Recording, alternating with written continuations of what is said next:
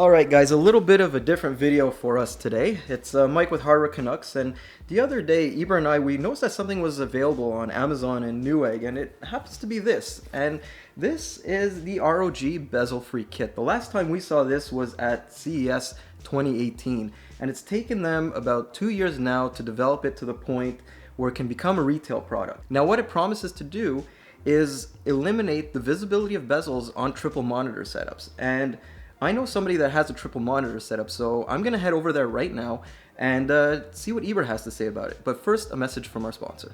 Looking for the coolest RTX 20 series GPUs? ASUS has you covered with their efficient WindForce stack cooling system, along with a gorgeous RGB ring illumination, an I/O that's jacked for the most flexible multi-monitor setup, and the ability to experience ray tracing for current and upcoming games. Learn more down below. So when we picked this up, Eber told me that he had already set up something, and he hasn't told me what that is, but it looks like he's converted his dining room table into a triple monitor. I did. I actually was craving to play some Forza and some Need for Speed Payback, so I just had to convert my dining space or my dining table to a triple monitor setup. It works. This is cool, and I can't wait to install these. So let's go ahead and check this out a little bit more in depth. One thing that I wanted to get off my shoulders right away is the price of this thing. And it's $110 US. And that's a lot of money to ask for something that equates to two pieces of plastic and 4 brackets. But then again, in a world where people are spending $1,000 on monitor stands and bragging about it, well, you know what? It's not too bad. It's not too bad. So what about the technology behind this bezel-free kit? They are actually using what they're calling optical microstructures. And to me, it feels more like lenticular printing. About 20 years ago, a lot of trading card companies were using lenticular printing to create sort of like 3D effects on their trading cards. So like Marvel was using them, DC was using them.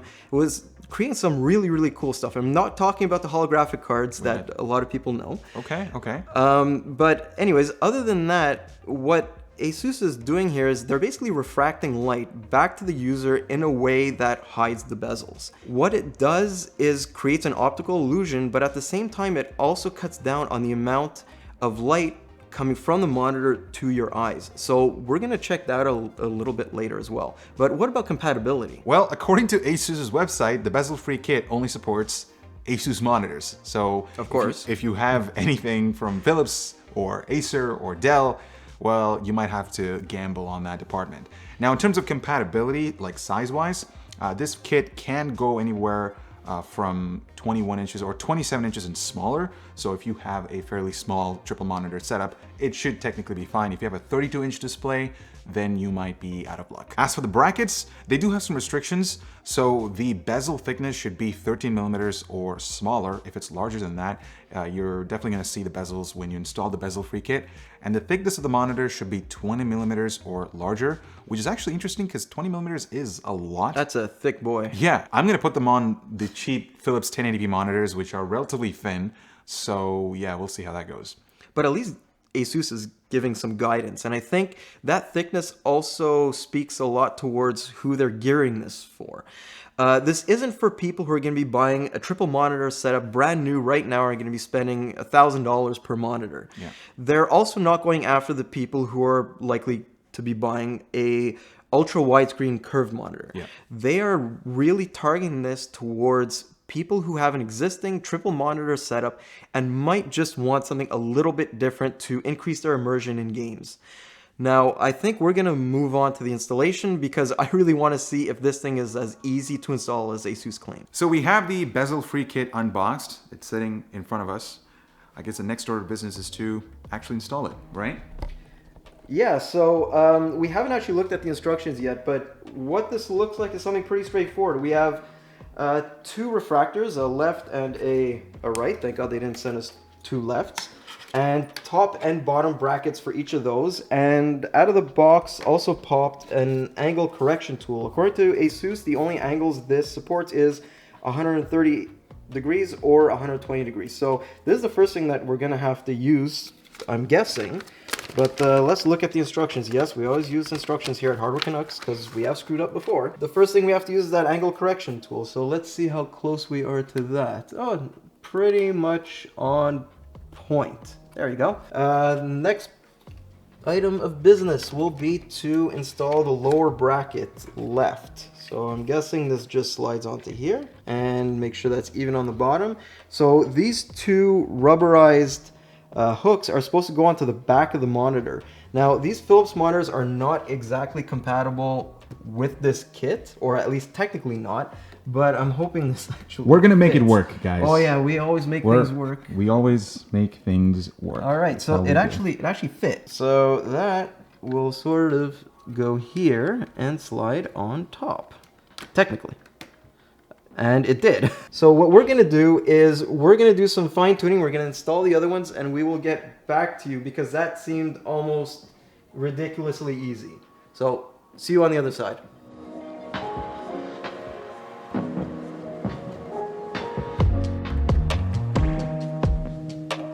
So Michael, on a scale of 1 to 10, how easy was it to set up? I'm going to say that it was actually a 7 on 10. It would have been a 10 on 10, but there was a couple of issues. So let me show you the first one. One of our problems is the fact that our monitors are just too thin. On the bottom, it was perfectly okay. So the clamp touched both sides of each monitor, but at the top, because these monitors sort of curve inwards, I actually needed to fold up a piece of cardboard and add it here as a shim. If not, this thing was really just flopping around doing nothing, and the effect that it gave on the screen looked really, really weird. So right now it's pretty much in place, but this is something that ASUS obviously didn't take into account, or their ROG monitors that this is compatible with are a lot thicker than what we're using here.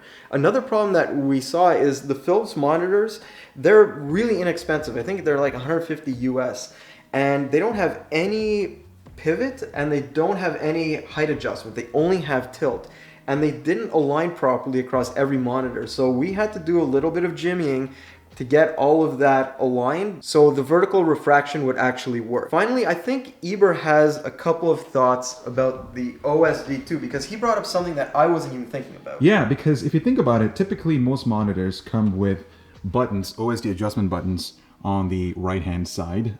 It could be either a joystick or it could be even at the back. But when you have this installed, some monitors, particularly, it would be difficult to adjust those settings because you might have to like take the entire kit again, do your thing, and then put it back. Yeah, and the other thing that we noticed is we had to completely redo our bezel correction. We had to turn it off. The reason for that is simply because there are no bezels right now, so you had to go to the minimum amount. And even now, there is a little bit of warping that you can see in some parts of the image. But we're gonna take a look at this for a couple more days, get our thoughts, and get back to you guys. 298 frozen patties later. All right, guys. We're back after a couple of days, and for once it wasn't me doing the testing like most of the monitor reviews. It was actually Eber playing the games, doing a couple of productivity tests on this thing. But I did want to talk a little bit about my observations from the quick time that I spent with it. So first of all, I really like what ASUS was able to do with this. I love it when a dumb piece of technology acts smart instead of a smart tech being dumb. On the flip side of that coin, 110 bucks for 2 pieces of plastic, I think it's a little bit expensive for what it actually does. Now, would I recommend it? It's damn innovative, but I actually wouldn't. And the reason for that is, first of all, I really don't like the issue that ASUS brought upon themselves by making this compatible with 20mm and thicker monitors. Most monitors on the market nowadays, and even something that you bought within the last maybe 5 years, is going to be smaller than that. So you're going to have compatibility issues. I actually found myself just preferring there to be bezels. The reason for that is the area impacted by the bezel-free kit is actually larger than just having some slim bezels there. Another thing that I really found myself hesitating about is the fact if you're using only 2 monitors and that seam is right in the middle, the bezel-free kit could distort a huge amount of the visible space, especially when you're using a smaller monitor. Now, I know that you had some additional observations about gaming and productivity, and I want to hear those because you've been using this thing for quite a while now. Yeah, so I do want to emphasize this on the RoG Bezel-Free Kit. It is by no means a permanent solution. In fact, I did run into a lot of issues when I was just doing casual stuff, non-gaming tasks, something that's more productive. So the first thing I noticed that there were a lot of things that were simply just cut off from one screen to the next. So as you can see by the shot, texts are being cut, like images are being cut. It really isn't a seamless transition going from one monitor to the other. The next issue that I encountered was right around the top corners of the display where the bezel-free kit is installed. I noticed a crossfade between those monitors, especially the corners. So it was difficult for me to see the X icon, or if I was having trouble just reaching them because I had to look twice. So sometimes you couldn't actually close it. I couldn't actually close the window. I would automatically, or I would accidentally go to the next window that's sitting on the next monitors. But what about gaming? What about the immersion when gaming? Does it improve? It was amazing. I did try a few titles like Battlefield 1, which is an FPS title, and the experience was just amazing. I also tried a few racing games like Need for Speed Payback, which didn't really work that well because there was a weird crop in the game. That was kind of unfortunate. But Forza ran amazing, guys. I mean, I really had fun. Now I'm jealous. Yeah, I really had fun with that game. So I've got another question for you though. Yeah. Because I wasn't able to experience it in quite the same way.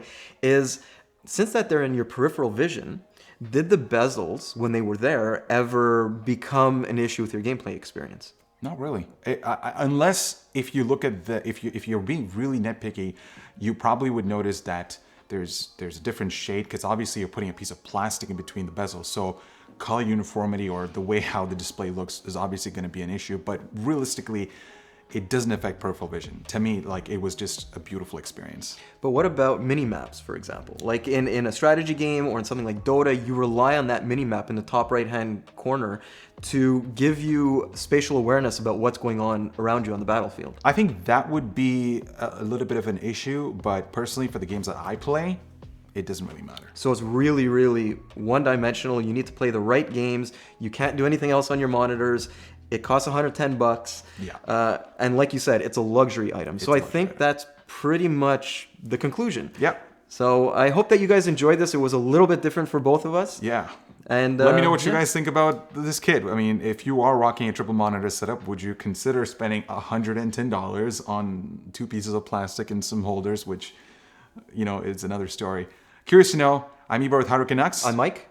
And we'll talk to you guys In the next one. in the next one. All right.